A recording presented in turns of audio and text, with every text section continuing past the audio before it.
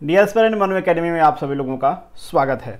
यहाँ पे हम डिस्कस करने वाले हैं GSR general statutory rules related to the transport department. अगर आप आरटीओ एग्जाम की प्रिपरेशन कर रहे हैं और मेरे चैनल पे बहुत सारे लोग हैं जो जीपीएससी एमबीआई की जो नई वाली पोस्ट आई है उसके लिए प्रिपरेशन कर रहे हैं, तो आपके लिए ये वीडियो इंपॉर्टेंट है। ARTO के सिलेबस में ये रहेगा नहीं रहेगा अभी श्योर नहीं है, बट एमबीआई के सिलेबस में तो है ही।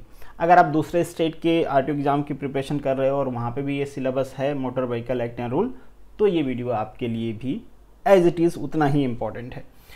अगर आपका दर्शन यहाँ पे पहली बार हुआ है तो बार बार दर्शन देने के लिए आप चैनल को सब्सक्राइब कर सकते हैं। ये मेरा टेलीग्राम चैनल है, वीडियो के PDF के लिए आप यहाँ पे मुझसे जुड़ सकते हैं। चलिए आगे बढ़ते हैं और अपने GSR के PDF पे चलते हैं। यहाँ पे आपको नज़र आ रहा है भारत का राजपत्र, द गजट ऑफ इंडिया। जो भी GSR होता है वो बेसिकली यहीं पे पब्लिश किया जाता है, तभी उसको ऑफिशियल माना जाता है। और ऑफिशियल डेट होती है उसकी पब्लिकेशन डेट, जिस दिन वो पब्लिश किया जाता है। हम अभी जी रहे हैं 1944 में according to the Indian culture. खैर आगे बढ़ते हैं और यहाँ पे इंग्लिश वाला वर्जन मैं आपको दिखा देता हूँ, आप चाहो तो हिंदी वाला वर्जन भी पढ़ सकते हो। बहुत कुछ आपको इसमें याद करने के लिए होता नहीं है। ये ऊपर जो सारी चीज़ें हैं ये आपके काम की नहीं होती हैं, तो आप इसको सीधा क्रॉस कर सकते हैं। आपके काम के बेस जो चीज़ें होती हैं यहाँ से स्टार्ट होती हैं। ये टाइटल है बेसिकली, तो ये भी आपको याद करके नहीं रखना होता है।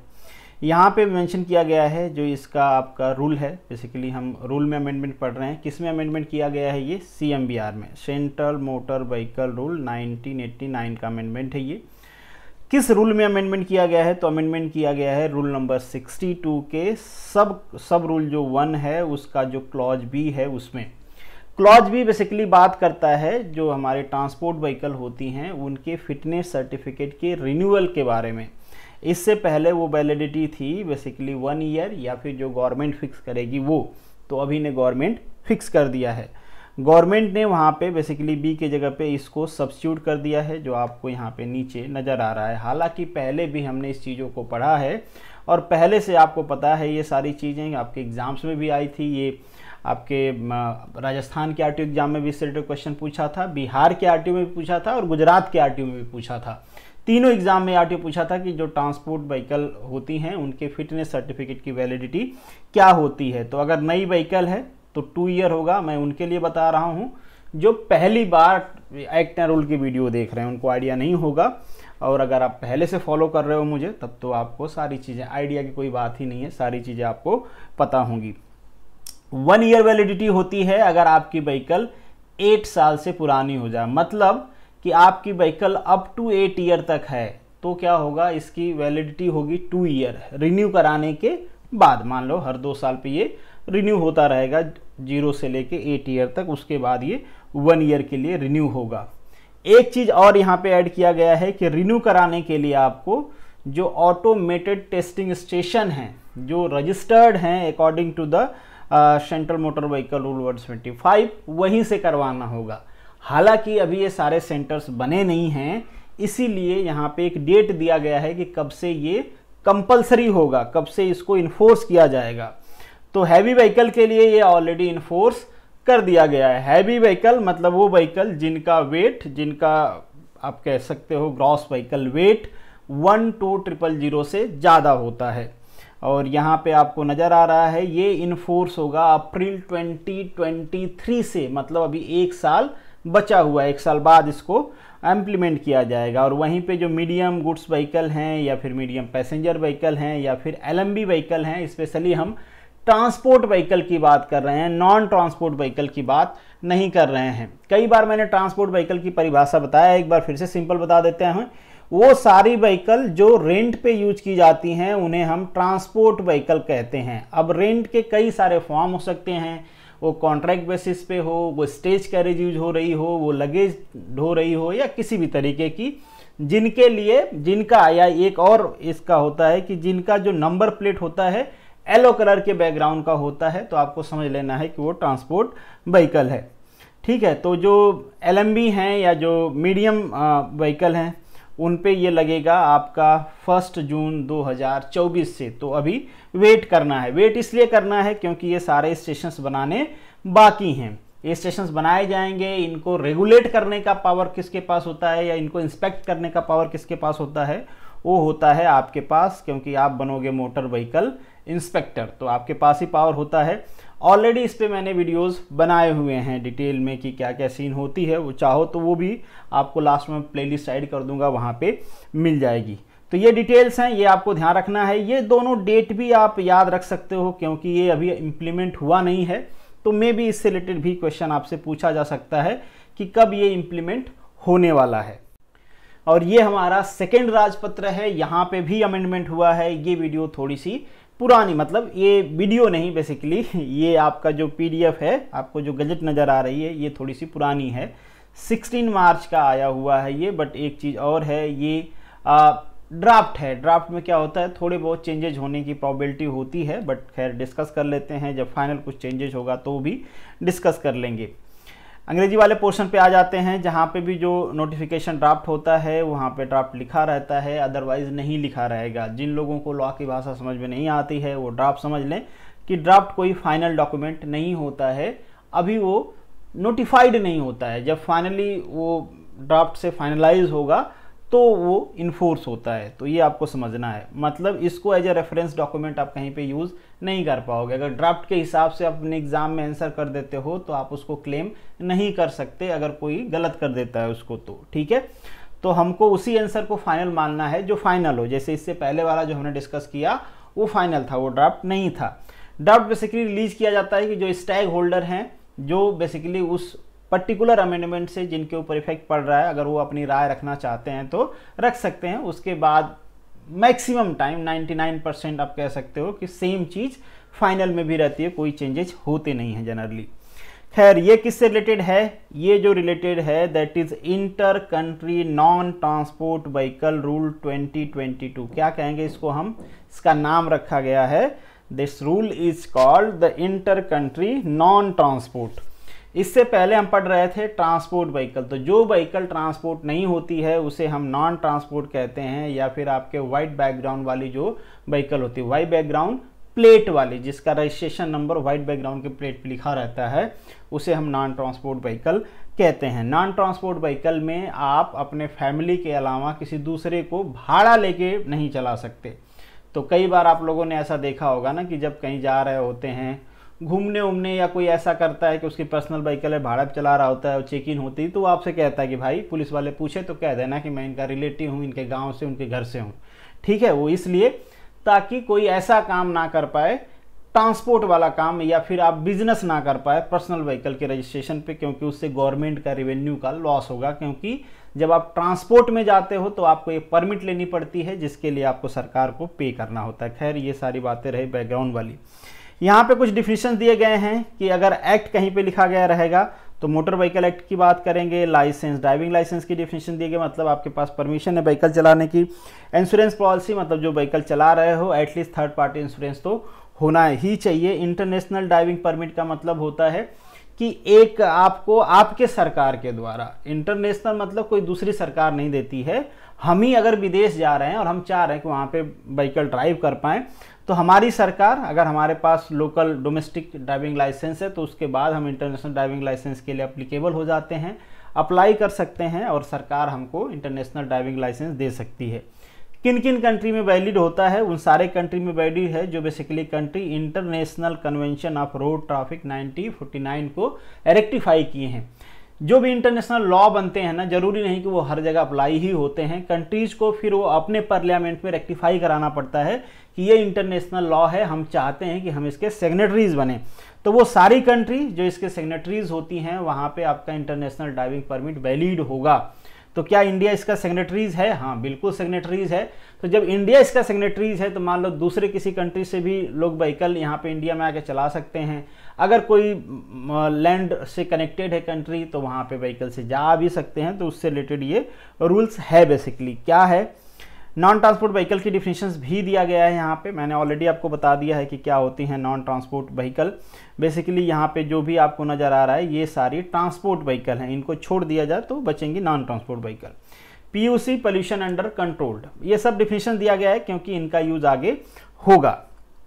अब यहाँ पे बताया गया है कि non transport vehicle registered in other country, दूसरे कंट्री में रजिस्टर्ड है, व्हेन इंटरिंग इंडिया, मतलब इंडिया में आ रही है, shall be constructed and maintained as to be all time under the effective control of person driving it, मतलब उसके मेंटेनेंस की बात किया जा रहा है, बाकी मतलब फिट हो, मतलब इन शॉर्ट कह रहा हूँ कि उसकी जो आप इससे पहले हम पढ़ रहे थे फिटनेस सर्टिफिकेट के बारे में, उस तरीके से वो सर्टिफाई है कि ये व्हीकल फिट है, ऐसा नहीं कि कैसी भी व्हीकल लेके आए एक्सीडेंट करवा दिए।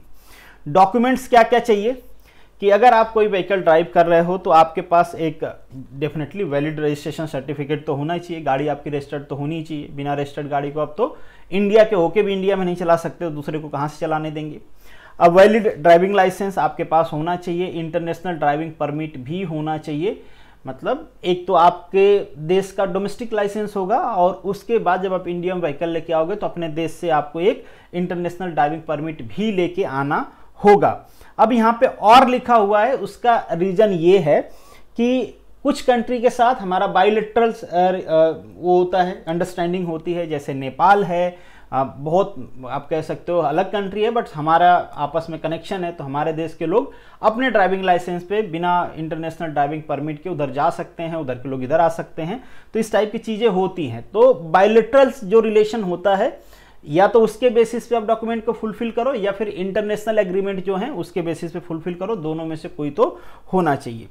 फिर वैलिड इंश्योरेंस पॉलिसी, व्हीकल का इंश्योरेंस तो होना चाहिए, चाहे आप इंडियन हो तो भी आपके व्हीकल का इंश्योरेंस होना चाहिए, ठीक है। फिर वैलिड पोल्यूशन अंडर कंट्रोल, ये इंडियंस के लिए भी होता है और कोई दूसरा आदमी लेके अपने व्हीकल आ रहा है इंडिया में तो उसके लिए भी होता है, उन सभी के लिए भी होता है, ये तो कोई प्रॉब्लम वाली बात है नहीं। All the documents refer in clause 1 जो यहाँ पे रेफर्ड किए गए हैं, that person driving the motor vehicle at the time of entering India and during the entire period of stay, मतलब जब इंटर कर रहे हो उससे लेके जब तक यहाँ पे आप रहते हो, सिंपल चीज़ है, रहना चाहिए, कभी भी चेक किया जा सकता है। ऐसा आप नहीं कह सकते कि नहीं लेके आया था, अंदर किया, अंदर आया, दिखाया, फिर वहीं रख दिया, ऐसा नहीं चलेगा भैया, हमेशा आपके पास होना चाहिए। दूसरा चीज़ कि आप दूसरे देश से आ रहे हो तो हो सकता है कि आपका जो डॉक्यूमेंट हो किसी और लैंग्वेज में हो, इंग्लिश रहेगा तो चलेगा, अगर इंग्लिश के अलावा आपके देश की कोई ओन लैंग्वेज है, सपोज कोई आ गया उर्दू में लिखा हुआ है इंग्लिश के अलावा, तो उर्दू में लिखा हुआ है तो फिर आपके यहाँ से एक एथोराइज्ड डॉक्यूमेंट्स होना चाहिए जिसमें उसका इंग्लिश ट्रांसलेशंस दिया गया हो। तो ये सारी चीज़ें हैं सिंपल, जो चीज़ें इंपॉर्टेंट है, ये इंपॉर्टेंट है, क्या क्या होना चाहिए आपको ध्यान रखना, इससे क्वेश्चन पूछा जा सकता है। इंटरनेशनल ड्राइविंग परमिट की वैलिडिटी क्या होती है, बहुत बार क्वेश्चन पूछा गया है, किसको दिया जाता है, कंडीशंस क्या होती हैं, उससे रिलेटेड मैंने भी जो एमसीक्यू करवाया है, टेस्ट करवाया उसमें पूछा है, बट अगेन आपको पता होना चाहिए। रिस्ट्रिक्शंस क्या है, रिस्ट्रिक्शंस ध्यान से रखना है, यहाँ पे मेंशन किया गया है, आप कोई भी ट्रांसपोर्ट वाला काम नहीं कर सकते हो, कोई लोकल पैसेंजर या गुड्स अपने व्हीकल में लेके नहीं जा सकते हो, मतलब रेंट वाला, अगर आपका कोई पर्सनल सामान है तो बिल्कुल आप लेके जा सकते हो, बट रेंट कमाने के चक्कर में आप नहीं पड़ सकते हो, वो नहीं करना है आपको। और दूसरी चीज़ जो हमारा मोटर व्हीकल एक्ट का सेक्शन 118 है जो बेसिकली ड्राइविंग रेगुलेशंस की बात करता है, उसको तो सबको फॉलो करना होता है, चाहे इंडियन हो, नॉन इंडियन हो, कोई भी हो, चाहे वो डोमेस्टिक लाइसेंस पे ड्राइव कर रहा हो या फिर इंटरनेशनल परमिट पे ड्राइव कर रहा हो। तो ये हमारी बातें रही जीएसआर की। अब बढ़ते हैं हमारे एमसीक्यू की तरफ। तो यहाँ पे तो वही चीज़ें हैं जो मैंने इससे पहले आपको बताया था। आगे बढ़ते हैं, यहाँ पे एमसीक्यू दिया गया है, रीड करना है आपको, खुद आंसर करना है, आज के वीडियो पे ही है, थोड़ा बहुत इसमें चेंजेज होंगे कि आपको पहले की अंडरस्टैंडिंग भी होना चाहिए, किसी किसी क्वेश्चन में हो सकता है। Which of the following statement is are true about the validity of fitness certificate. तो पहला स्टेटमेंट 2 साल के लिए वैलिड होगा अप टू 8 ईयर, बिल्कुल सही है। 1 ईयर के लिए वैलिड होगा आफ्टर 8 ईयर, बिल्कुल सही है। Fitness of the vehicle must be checked by the automated testing station registered under the rule 175। तो यहाँ पे तीनों सही हैं, बिल्कुल होना चाहिए। मतलब आपका फिटनेस, आपके व्हीकल का फिटनेस कौन चेक करेगा? ऐसा नहीं कि किसी मैकेनिक के पास ले गए और वो आपको परमिशन दे देगा, नहीं आपकी व्हीकल मस्त चल रही है, ले जाइए, गवर्नमेंट उसको नहीं मानेगी। अभी किसकी बात हो रही है? ट्रांसपोर्ट व्हीकल की। अगर आपकी पर्सनल व्हीकल है तो आपको टेंशन नहीं लेना है। सेकेंड क्वेश्चन है, an application for the international driving permit shall be accomplished with, आपके इंटरनेशनल ड्राइविंग परमिट मतलब आप इंडिया से हो, अगर आप चाहते हो कि मैं यूएसए में जाके व्हीकल चलाऊं, तो अगर आपको इंटरनेशनल ड्राइविंग परमिट चाहिए तो क्या क्या चीज़ें होनी चाहिए उसके साथ। तो एक आपके पास डोमेस्टिक लाइसेंस होना चाहिए अप्लाई करने के लिए, आपके पास मेडिकल सर्टिफिकेट होना चाहिए कि हाँ आप फिट हो, ठीक है। जब आपको इंटरनेशनल ड्राइविंग परमिट इशू किया जा रहा है उस टाइम पे आप फिजिकली एंड मेंटली फिट हो ड्राइव करने के लिए। पॉसिबिलिटी है ना कि आपने ड्राइविंग लाइसेंस ले लिया और बीच में आपको कोई प्रॉब्लम हो गया, आप मेडिकली या फिजिकली अनफिट हो गए हो। नेक्स्ट है आपका valid proof for Indian national और एनआरआई। देखो आप इंडियन नेशनल हो तो ही आपको दिया जाएगा, आप एनआरआई हो तो आपको नहीं दिया जाएगा, तो थर्ड ऑप्शन गलत है। अगर यहाँ पे एनआरआई हटा दिया जाता तो ये ऑप्शन सही हो जाता, ठीक है। तो इंटरनेशनल ड्राइविंग परमिट केवल उन्हीं को इशू किया जाएगा जो इंडियन रेजिडेंट्स हैं, जिनका इंडिया का अपना सिटीजनशिप है, ठीक है। ऐसा नहीं कि पहले था अब नहीं है, प्रेजेंट में चाहिए, करेंट में चाहिए जब आप एप्लीकेशन दे रहे हो। फिर वैलिड प्रूफ ऑफ वीज़ा, आप कहाँ जा रहे हो, किस देश में चलाने जा रहे हो, ये भी तो देखा जाएगा कि वो बेसिकली है, वो उसने रेक्टिफाई किया है कि नहीं किया है। अगर नहीं रेक्टिफाई किया है तो क्या इंडिया के साथ उसका कोई बायलैटरल एग्रीमेंट है ऐसा, अगर नहीं है तो हमारी सरकार नहीं जारी करेगी इंटरनेशनल ड्राइविंग परमिट, अगर है तो जारी करेगी, समझ गए आप। तो यहाँ पे आपका 3 ऑप्शन गलत है, बाकी 1, 2 एंड 4 सही है, तो C option is correct. Next जो का क्वेश्चन है, which of the following statement is are true about the validity of international driving permit. कितनी वैलिडिटी होती है, वैलिडिटी फॉर 1 ईयर और till the validity of domestic licence whoever is earlier. बिल्कुल सही बात है, या तो 1 साल की वैलिडिटी होगी या फिर आपके डोमेस्टिक लाइसेंस की वैलिडिटी तक होगी, जो भी कम होगा, ठीक है। मान लीजिए आपका इसकी वैलिडिटी तो 5 साल की है, तो इसकी वैलिडिटी कितना रहेगी, 1 साल की रहेगी। मान लीजिए आपने ये इशू करा लिया, जब इशू करवाया तो आपके डोमेस्टिक लाइसेंस की वैलिडिटी 6 मंथ की थी और इसकी वैलिडिटी आपको मिलेगी 1 साल की। बट जैसे ही 6 मंथ बाद आपका डोमेस्टिक लाइसेंस एक्सपायर होगा, वैसे उसी के साथ ये भी एक्सपायर हो जाएगा। मतलब ये कुछ समझ लो कि ये बेस है और ये इसके ऊपर बनाया गया घर है, अगर ये नहीं रहेगा तो ये भी गिरेगा ही। सेकेंड है आपका valid is only country who rectify the convention of road traffic 1949, बिल्कुल सही बात है। या तो यहाँ पे आपका हो गया 1 करेक्ट है, 2 करेक्ट है, तो C option is correct, both are correct. Question number 4 है, which of the following is non transport vehicle. इनमें से कौन सा नॉन ट्रांसपोर्ट व्हीकल है। एजुकेशनल व्हीकल नॉन ट्रांसपोर्ट होती है कि नहीं होती है, ट्रांसपोर्ट कैटेगरी में आती है। Private service vehicle transport category में आती है, मतलब आप अपने व्हीकल से प्राइवेट सर्विस दे रहे हैं ना किसी को, तो वो प्राइवेट में आएगी। पर्सनल यूज की जो व्हीकल होती हैं बस वही नॉन ट्रांसपोर्ट में आती हैं। Passenger and goods carry vehicle obviously वो किस में आएंगी, आपके ट्रांसपोर्ट व्हीकल में आएंगी। तो ऑप्शन यहाँ पे कौन सा सही हो जाएगा, डी, इनमें से कोई नहीं। नेक्स्ट जो क्वेश्चन है, which are the following document shall be carried in stay of the host country while driving the non transport in inter country. ठीक है, ये हमने पहले देखा था क्या क्या होना चाहिए।